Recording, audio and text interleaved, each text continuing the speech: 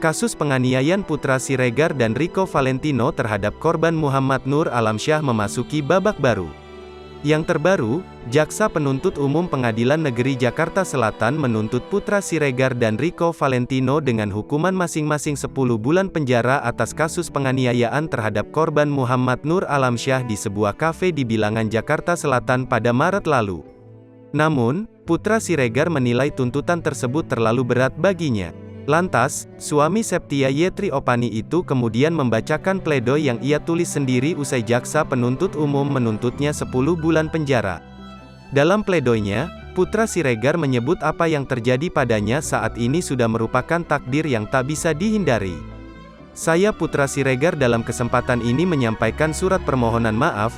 Saya yakin bahwa sesuatu tidak ada yang kebetulan dan sudah disuratkan oleh Allah SWT, termasuk yang terjadi pada diri saya, ucap Putra Siregar dalam sidang virtual di Pengadilan Negeri Jakarta Selatan, dikutip tribunstyle.com, Kamis tanggal 28 Juli tahun 2022. Putra Siregar minta hakim meringankan hukumannya.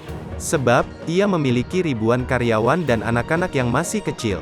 Saya mohon Majelis Hakim yang mulia dan Jaksa Penuntut Umum, menilai saya memiliki ribuan karyawan, anak yang masih kecil, semoga kiranya meringankan hukuman untuk saya, tutur Putra. Dalam pledoinya juga, ia menyadari bahwa ada kesalahan yang diperbuatnya yakni dengan datang ke tempat yang salah dan di waktu yang salah. Tidak sepantasnya saya membela diri saya, bahwa dengan datang ke tempat yang salah dan waktu yang salah termasuk hal yang salah, ungkap Putra Siregar. Seharusnya saya lebih memanfaatkan waktu untuk ibadah, tambahnya. Atas dugaan tindak pengeroyokan yang didakwakan pada dirinya dan Rico Valentino, keduanya dituntut 10 bulan penjara oleh JPU dikurangi masa tahanan.